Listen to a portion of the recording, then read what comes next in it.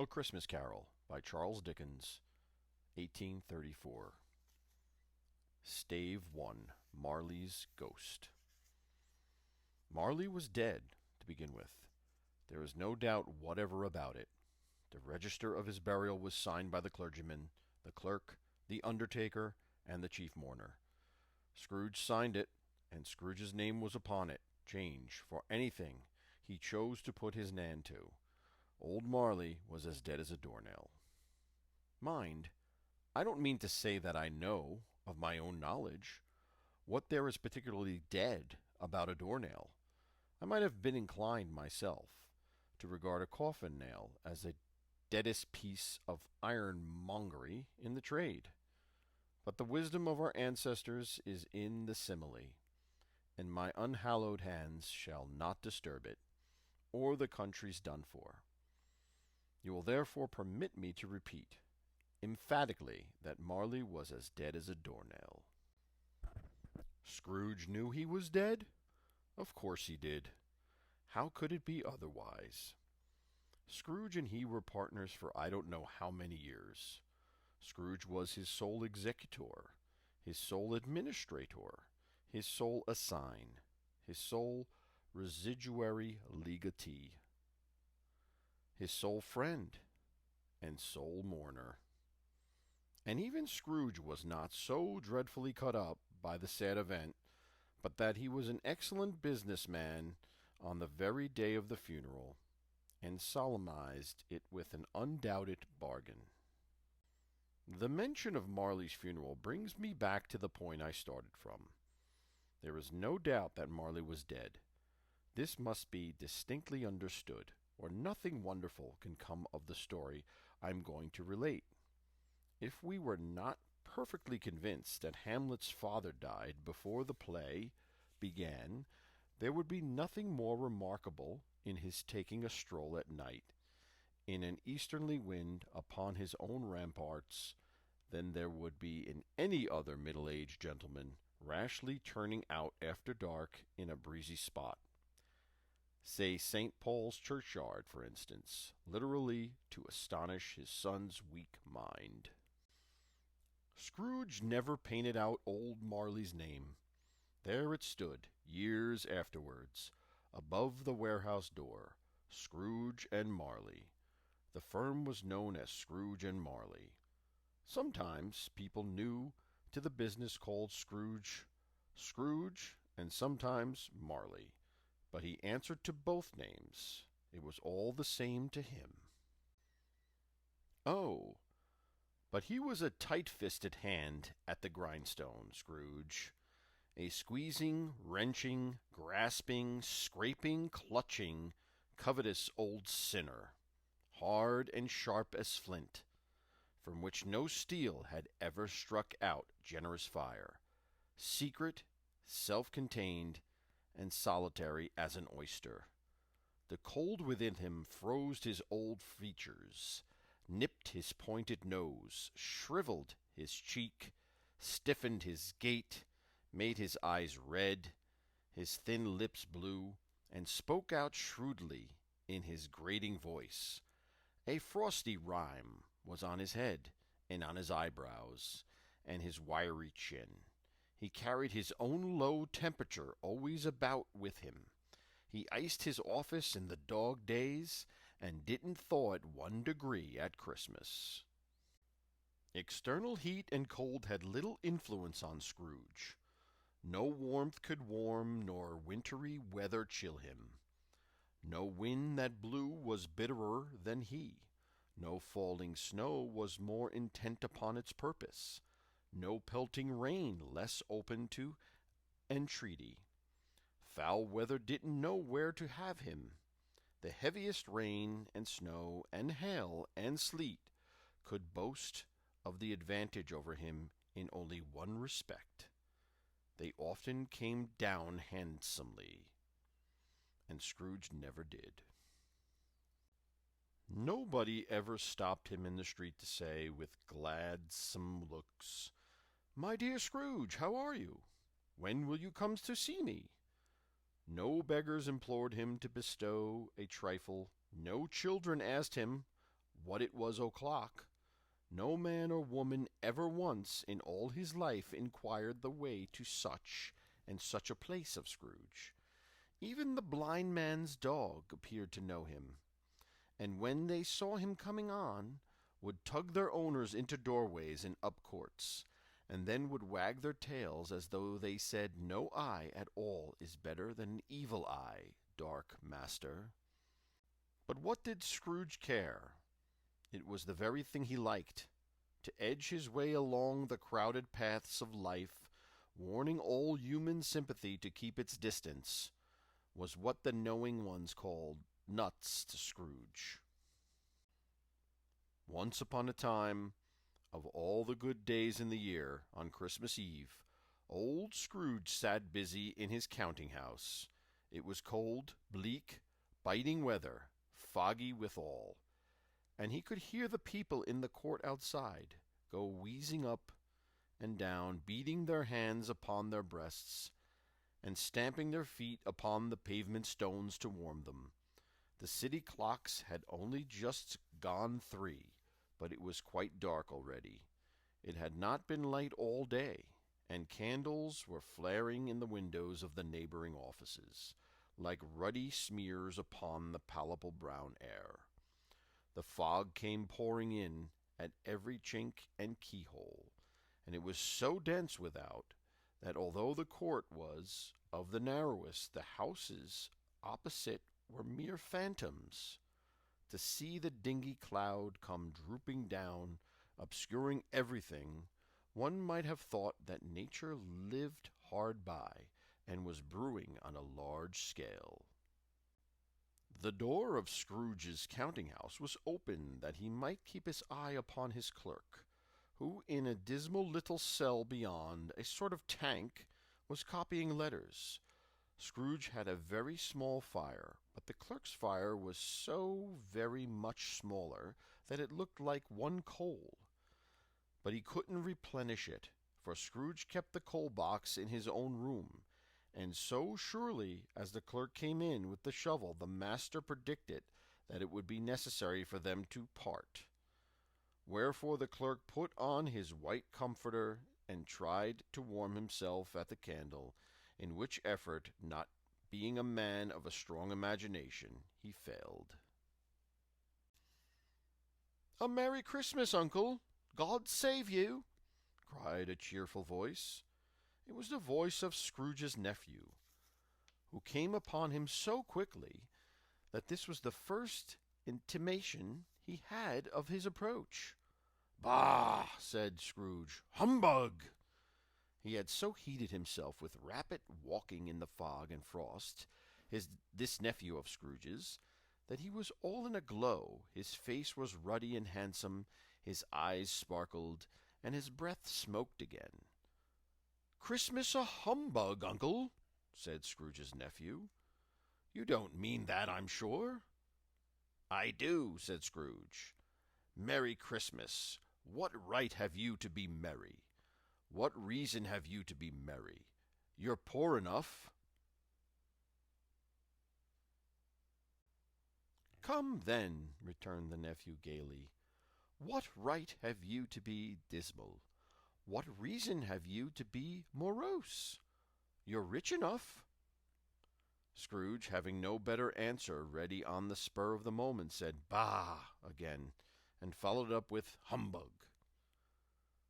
"Don't be cross, Uncle," said the nephew.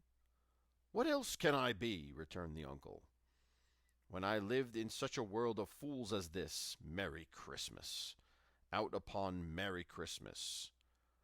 What's Christmas time to you but a time for paying bills without money, a time for finding yourself a year older and not an hour richer, a time for balancing your books and having every item in 'em through a round dozen of months presented dead against you? If I could work my will," said Scrooge indignantly, "every idiot would go about with Merry Christmas on his lips, should be boiled with his own pudding, and buried with a stake of holly through his heart, he should." "Uncle," pleaded the nephew. "Nephew," returned the uncle sternly, Keep Christmas in your own way, and let me keep it in mine." "Keep it?" repeated Scrooge's nephew. "But you don't keep it." "Let me leave it alone, then," said Scrooge. "Much good may it do you, much good it has ever done you." "There are many things from which I might have derived good, by which I have not profited, I dare say," returned the nephew. "Christmas among the rest. But I am sure I have always thought of Christmas time, when it has come around, apart from the veneration due to its sacred name and origin, if anything belonging to it can be part from that, as a good time, a kind, forgiving, charitable, pleasant time, the only time I know of, in the long calendar of the year, when men and women seem by one consent to open their shut-up hearts freely, and to think of people below them as if they really were fellow passengers to the grave, and not another race of creatures bound on other journeys.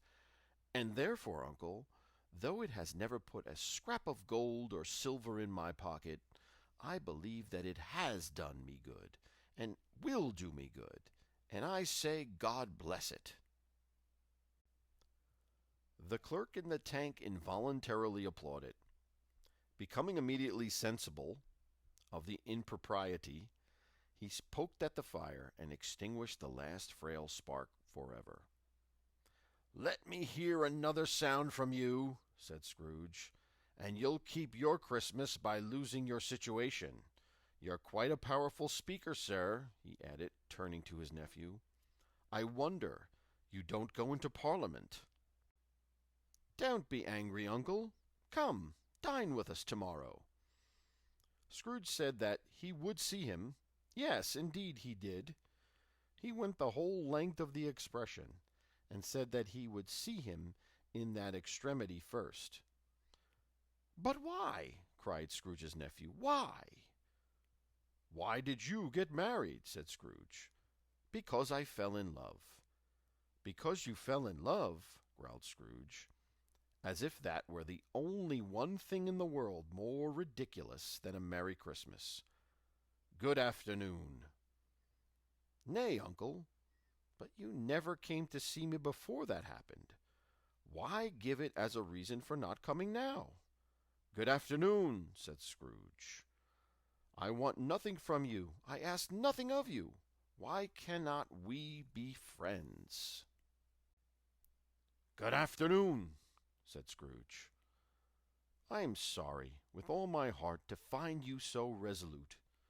We have never had any quarrel to which I have been a party.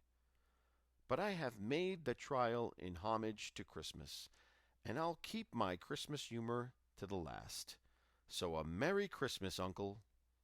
"Good afternoon," said Scrooge. "And a Happy New Year." "Good afternoon," said Scrooge. His nephew left the room without an angry word, notwithstanding. He stopped at the outer door to bestow the greeting of the season on the clerk, who, cold as he was warmer than Scrooge, for he returned them cordially. "There's another fellow," muttered Scrooge, who overheard him. "My clerk, with 15 shillings a week, and a wife and a family, talking about a Merry Christmas. I'll retire to Bedlam." This lunatic, in letting Scrooge's nephew out, had let 2 other people in. They were portly gentlemen, pleasant to behold, and now stood, with their hats off, in Scrooge's office. They had books and papers in their hands, and bowed to him. "Scrooge and Marley's, I believe?" said one of the gentlemen, referring to his list. "Have I the pleasure of addressing Mr. Scrooge or Mr. Marley?" "Mr. Marley has been dead these 7 years," Scrooge replied. "He died 7 years ago this very night." "We have no doubt that his liberality is well represented by his surviving partner," said the gentleman, presenting his credentials. It certainly was, for they had been 2 kindred spirits. At the ominous word liberality, Scrooge frowned and shook his head and handed the credentials back. At this festive season of the year, Mr. Scrooge, said the gentleman, taking up a pen, it is more than usually desirable that we should make some slight provision for the poor and destitute, who suffer greatly at the present time. Many thousands are in want of common necessities. Hundreds of thousands are in want of common comforts, sir. Are there no prisons? Asked Scrooge. Plenty of prisons, said the gentleman, laying down the pen again. And the Union workhouses? Demanded Scrooge. Are they still in operation? They are still, returned the gentleman. I wish I could say they were not. The treadmill and the poor law are in full vigor, then? Said Scrooge. Both are very busy, sir. Oh, I was afraid, from what you said at first, that something had occurred to stop them in their very useful course, said Scrooge. I'm very glad to hear it. Under the impression that they scarcely furnish Christmas cheer of mind or body to the multitude, returned the gentleman, a few of us are endeavoring to raise a fund to buy the poor some meat and drink and means of warmth. We choose this time because it is a time of all others when want is keenly felt and abundance rejoices. What shall I put you down for? Nothing, Scrooge replied. You wish to be anonymous. I wish to be left alone, said Scrooge. Since you asked me what I wish, gentlemen, that is my answer. I don't make merry myself at Christmas, and I can't afford to make idle people merry. I help to support the establishments I have mentioned. They cost enough, and those who are badly off must go there. Many can't go there, and many would rather die. If they would rather die, said Scrooge, they had better do it and decrease the surplus population. Besides, excuse me, I don't know that. But you might know it, observed the gentleman. It's not my business, Scrooge returned. It's enough for a man to understand his own business and not to interfere with that of others. Mine occupies me constantly. Good afternoon, gentlemen. Seeing clearly that it would be useless to pursue their point, the gentlemen withdrew. Scrooge resumed his labors with an improved opinion of himself, and in a more facetious temper than was usual for him. Meanwhile, the fog and darkness thickened so that the people ran about with flaring links, proffering their services to go before horses in carriages and conduct them on their way. The ancient tower of a church, whose gruff old bell was always peeping slyly down at Scrooge out of a Gothic window in the wall, became invisible, and struck the hours and quarters in the clouds, with tremulous vibrations afterwards, as if its teeth were chattering in its frozen head up there. The cold became intense. In the main street, at the corner of the court, some laborers were repairing the gas pipes, and had lighted a great fire in a brazier, round which a party of ragged men and boys were gathered, warming their hands and winking their eyes before the blaze in rapture. The water plug, being left in solitude, its overflowing sullenly congealed and turned into misanthrope ice. The brightness of the shops, where holly, springs, and berries crackled in the lamp heat of the windows, made pale faces ruddy as they passed. Poulterers' and grocers' trades became a splendid joke, a glorious pageant, with which it was next to impossible to believe that such dull principles as bargain and sale had anything to do. The Lord Mayor, in his stronghold of the mighty mansion house, gave orders to his 50 cooks and butlers to keep Christmas as a Lord Mayor's household should, and even the little tailor, whom he had fined 5 shillings on the previous Monday for being drunk and bloody thirsty in the streets, stirred up tomorrow's pudding in his garret, while his lean wife and the baby sallied out to buy the beef. Foggier yet, and colder, piercing, searching, biting cold. If the good Saint Dunstan had but nipped the evil spirit's nose with a touch of such weather as that, instead of using his familiar weapons, then indeed he would have roared to lusty purpose. The owner of one scant young nose, gnawed and mumbled by the hungry cold as bones are gnawed by dogs, stooped down on Scrooge's keyhole to regale him with a Christmas carol. But at the first sound of "God bless ye merry gentlemen, may nothing you dismay," Scrooge seized the ruler with such energy of action that the singer fled in terror, leaving the keyhole to the fog and even more congenial frost. The length the hour of shutting up the counting-house arrived. With an ill-will Scrooge dismounted from his stool, and tactically admitted the fact to the expectant clerk in the tank, who instantly snuffed his candle out and put on his hat. "You'll want all day tomorrow, I suppose," said Scrooge. "If quite convenient, sir." "It's not convenient," said Scrooge, "and it's not fair. If I was to stop half a crown for it, you'd think yourself ill-used. I'll be bound." The clerk smiled faintly. "And yet," said Scrooge, "you don't think me ill-used, when I pay a day's wages for no work." The clerk observed that it was only once a year.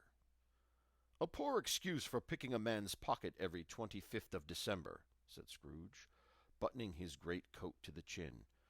"But I suppose you must have the whole day. Be here all the earlier the next morning." The clerk promised that he would, and Scrooge walked out with a growl. The office was closed in a twinkling, and the clerk, with the long ends of his white comforter dangling below his waist, for he boasted no great coat, went down a slide on Cornhill at the end of a lane of boys, 20 times in honor of its being Christmas Eve, and then ran home to Camden Town, as hard as he could pelt, to play at blindman's buff. Scrooge took his melancholy dinner in his usual melancholy tavern, and having read all the newspapers and beguiled the rest of the evening with his banker's book, went home to bed.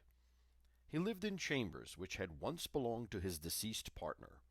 They were a gloomy suite of rooms, in a lowering pile of building up a yard, where it had so little business to be, that one could scarcely help fancying it must have run there when it was a young house, playing at hide-and-seek with other houses, and have forgotten the way out again.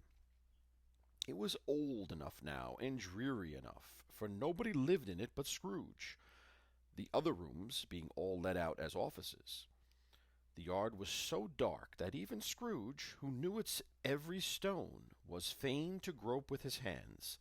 The fog and frost so hung about the black old gateway of the house that it seemed as if the genius of the weather sat in mournful meditation on the threshold.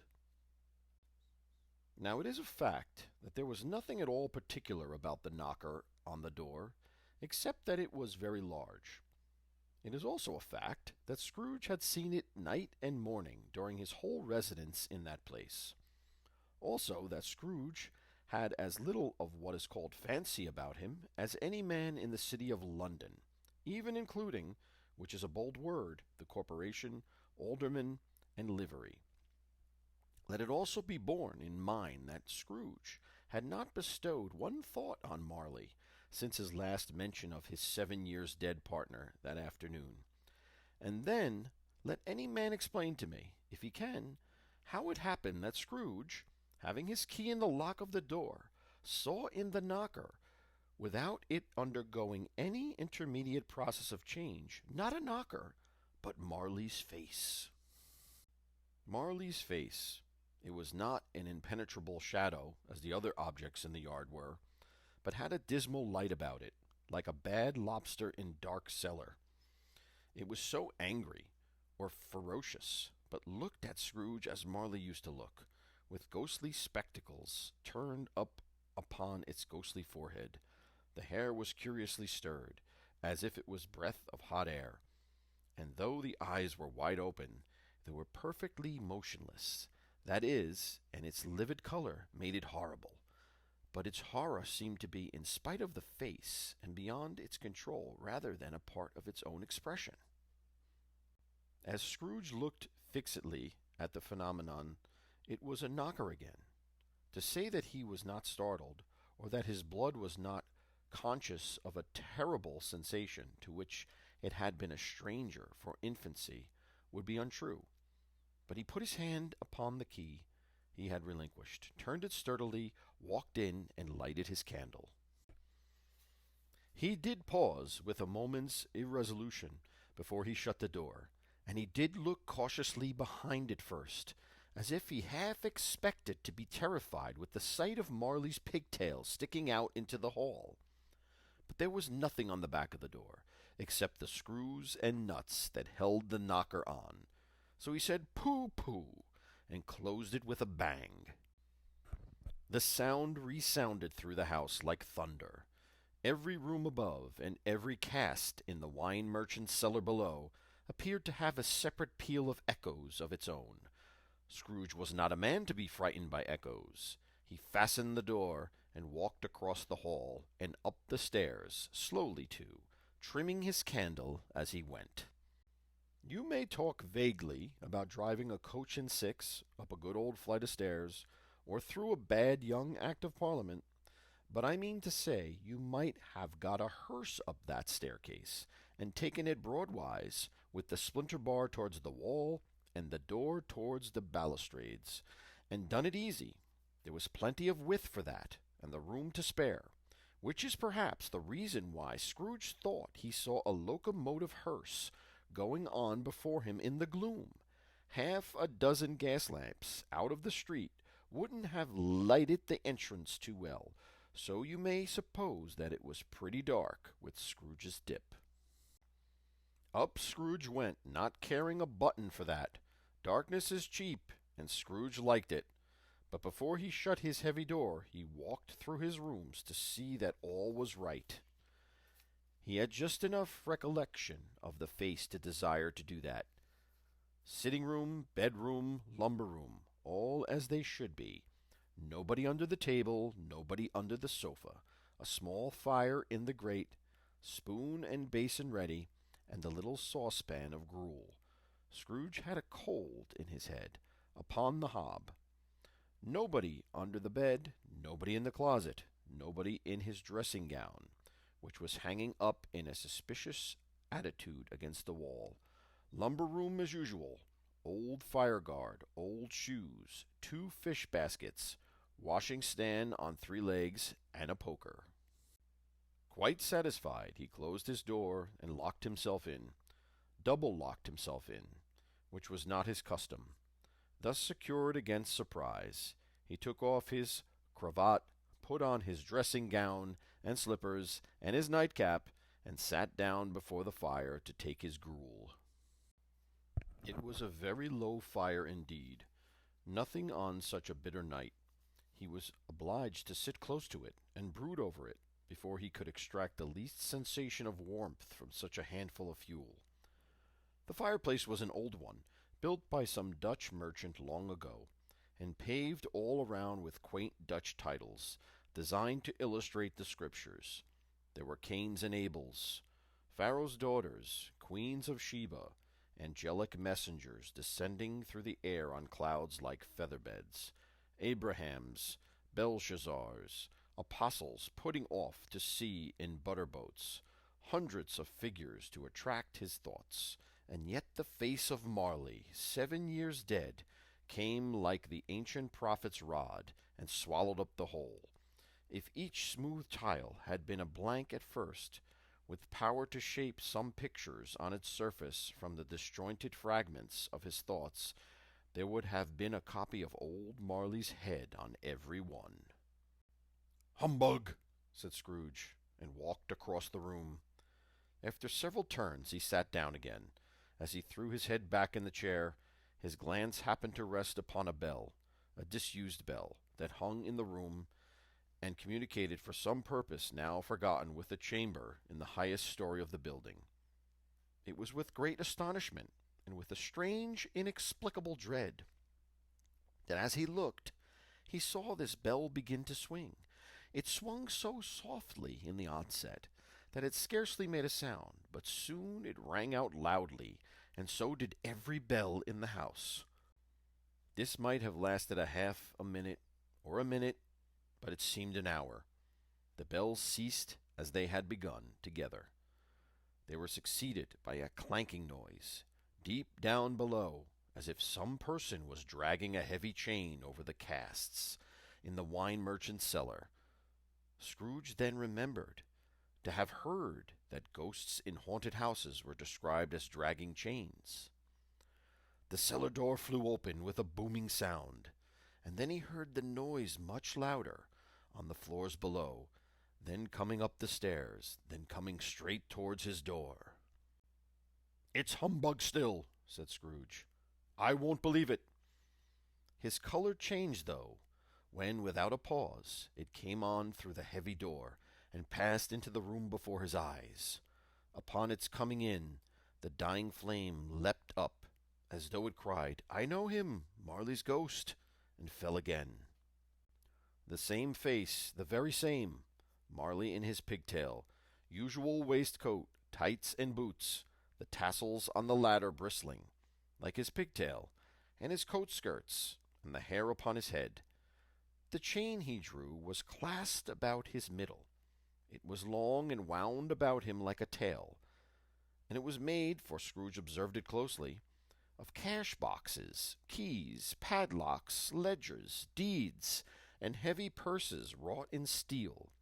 His body was transparent, so that Scrooge, observing him and looking through the waistcoat, could see the 2 buttons on his own coat behind.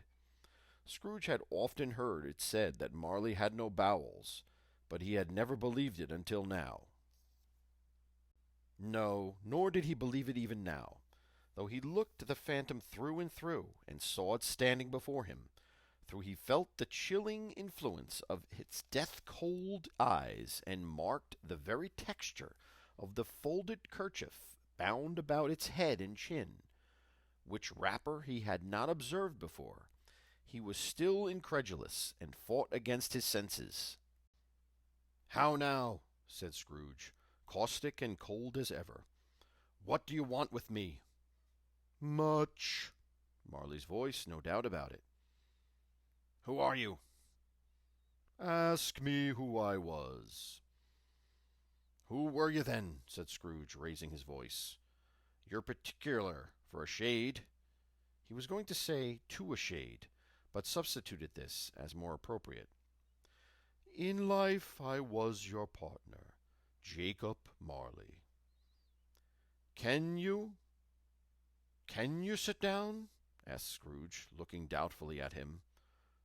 "I can." "Do it, then."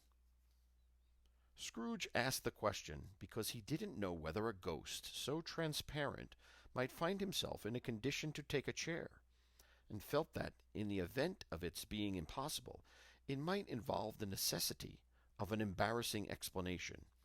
But the ghost sat down on the opposite side of the fireplace, as if he were quite used to it. "You don't believe in me," observed the ghost. "I don't," said Scrooge. "What evidence would you have of my reality beyond that of your senses?" "I don't know," said Scrooge.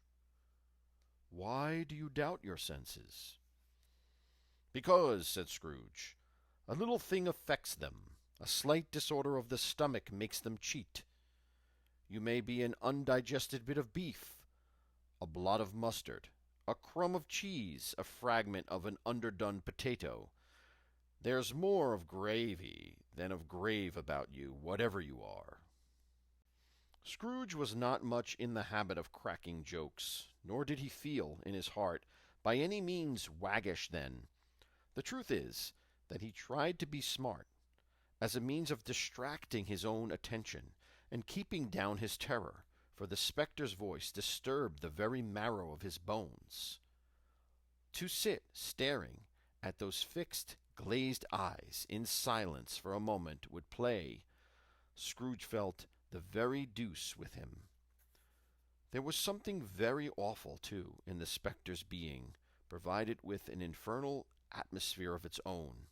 Scrooge could not feel it himself, but this was clearly the case.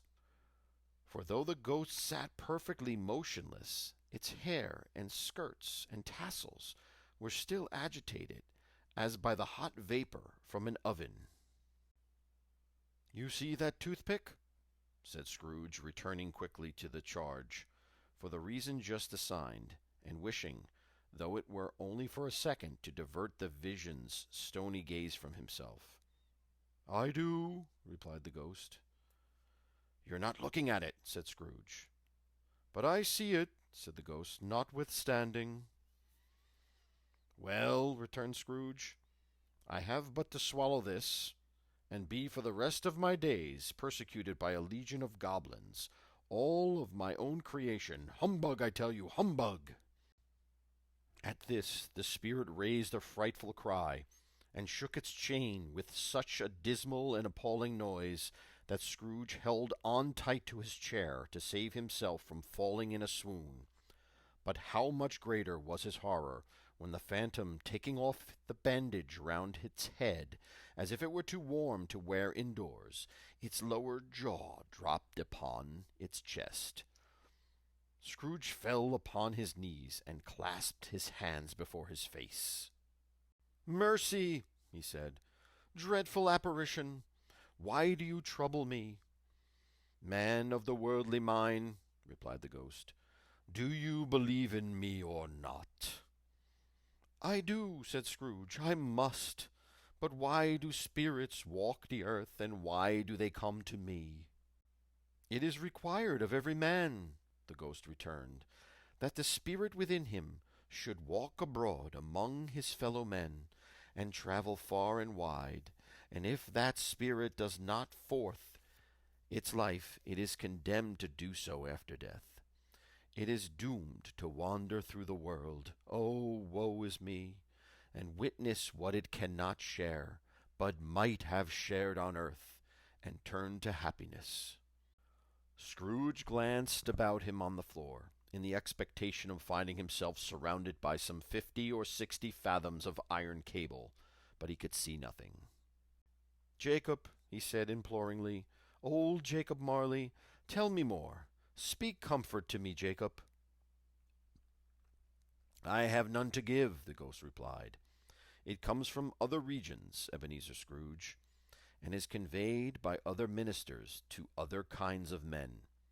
Nor can I tell you what I would. A very little more is all permitted to me. I cannot rest. I cannot stay. I cannot linger anywhere.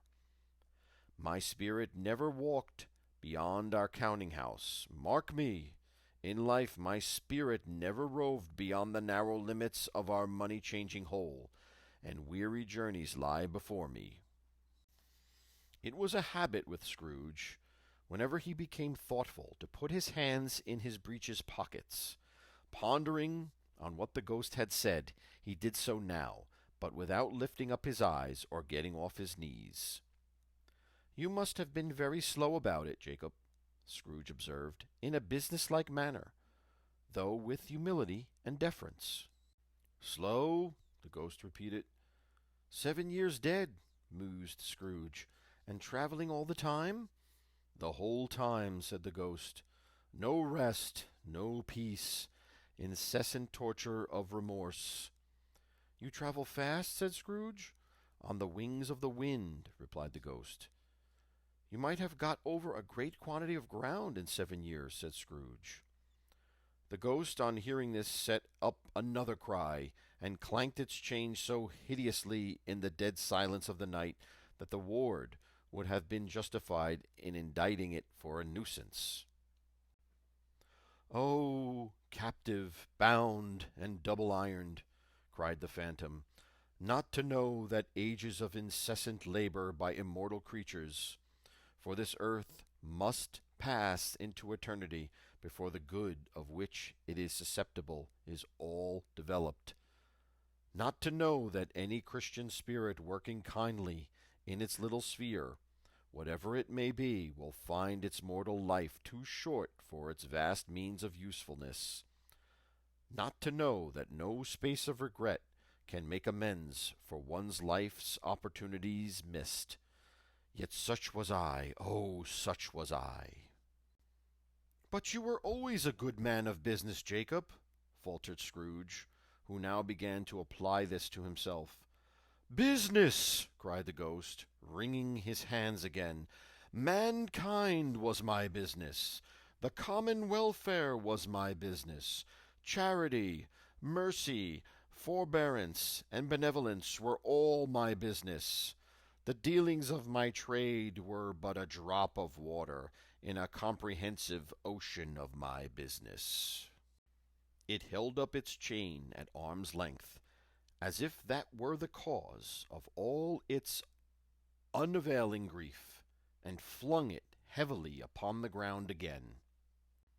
"At this time of the rolling year," the spectre said, "I suffer most. Why did I walk through crowds of fellow beings with my eyes turned down, and never raise them to that blessed star which led the wise men to a poor abode?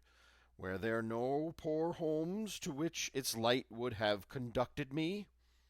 Scrooge was very much dismayed to hear the spectre going on at this rate, and began to quake exceedingly. "Hear me!" cried the ghost. "My time is nearly gone." "I will," said Scrooge. "But don't be hard upon me. Don't be flower. Jacob, pray." "How it is that I appear before you in a shape that you can see, I may not tell. I have sat invisible beside you many, many a day." It was not an agreeable idea. Scrooge shivered and wiped his perspiration from his brow. "This is no light part of my penance," paused the ghost. "I am here tonight to warn you that you have yet a chance and hope of escaping my fate, a chance and hope of my procuring, Ebenezer."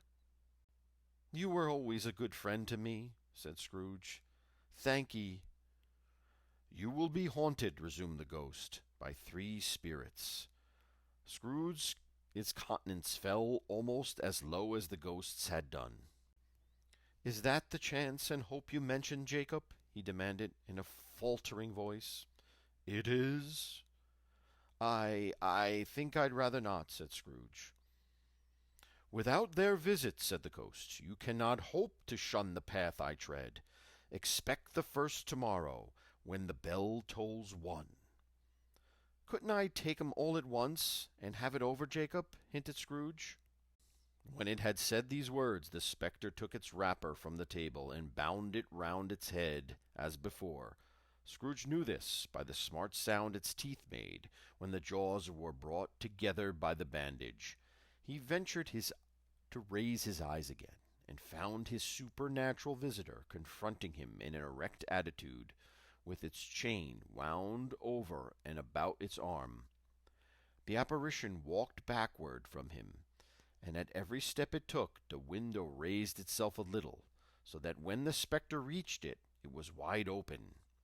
It beckoned Scrooge to approach, which he did. When they were within 2 paces of each other, Marley's ghost held up its hand, warning him to come no nearer. Scrooge stopped, not so much in obedience as in surprise and fear, for on the raising of the hand he became sensible of confused noises in the air, incoherent sounds of lamentation and regret, wailings inexplicably sorrowful and self-accusatory. The spectre, after listening for a moment, joined in the mournful dirge, and floated out upon the bleak dark night. Scrooge followed to the window. Desperate in his curiosity, he looked out. The air filled with phantoms, wandering hither and thither, in restless haste, moaning as they went. Every one of them wore chains like Marley's ghosts. Some few, they might be guilty governments, were linked together. None were free. Many had been personally known to Scrooge in their lives. He had been quite familiar with one old ghost, in a white waistcoat, with a monstrous iron safe attached to its ankle, who cried piteously at being unable to assist a wretched woman with an infant whom it saw below upon a doorstep. The misery with them all was, clearly, that they sought to interfere, for good, in human matters, and had lost the power for ever. Whether these creatures faded into mist, or mist enshroud them, he could not tell. But they and their spirit voices faded together, and the night became as it had been when they walked home. Scrooge closed the window, and examined the door by which the ghost had entered. It was double-locked, as he had locked it with his own hands, and the bolts were undisturbed. He tried to say "humbug," but stopped at the first symbol, and being, from the emotion he had undergone, or the fatigue of the day, or his glimpse of the invisible world, or the dull conversation of the ghost, or the lateness of the hour, much in need of repose, went straight to bed without undressing, and fell asleep upon the instant.